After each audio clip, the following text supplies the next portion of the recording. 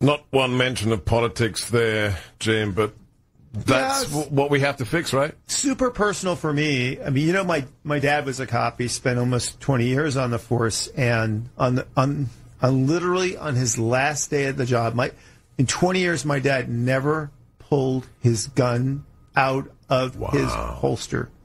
20 years on the job, his last day on patrol, pulls a guy over in a car, walks up to the guy pulls out a gun, puts it in his face, pulls the trigger. The gun just did not go off. It misfired. The guy had a murder felony warrant out for his arrest. So there, but for the grace of God, go out. Look, here's one of the big problems. And he was all right. He got arrested. Oh, yeah. My dad, yeah. You know, arrested the guy. Dad came home, never bothered to mention it. You know, it's like, I think it was 20 years later. He goes, yeah! Last day on the job. I remember that time that guy almost shot me. So, well, you know, my dad was a Korean War vet. He spent 18 months in combat. He was like, you know, better people than you have tried to shoot me, brother.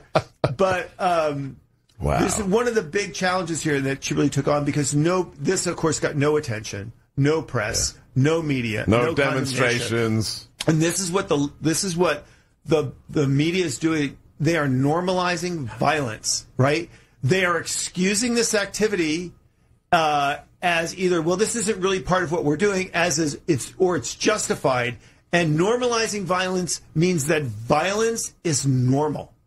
And so and can be used as a tool. And they're enabling these children and convincing them that what they are doing is just and correct. And this is so incredibly dangerous. It's not just Antifa and BLM. I talked about this piece I did for Fox News that came out the other day, because there will be people who are so radical that for them, Antifa and BLM are not radical enough. We're not killing enough people. We're not burning enough stuff down. And they will take it one step further, and they will try to do something incredibly horrendous.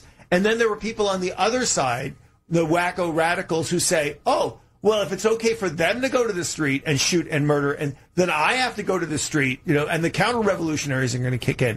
So that the media, politicians that are not condemning this violence, not working to stem this violence, they are creating the seeds for the next great horrific disaster. And when it happens, the very first thing they will do is they say, this is Donald Trump's fault. Right. I actually did an interview on the BBC, and the guy goes, isn't this all Trump's fault? And I'm going, wait a second. The people that are doing this hate Trump. They're doing it in cities where people hate Trump. And actually, most of the victims are the people who hate Trump. This is not Trump's fault. This is violence targeted to hurt the president. Yeah.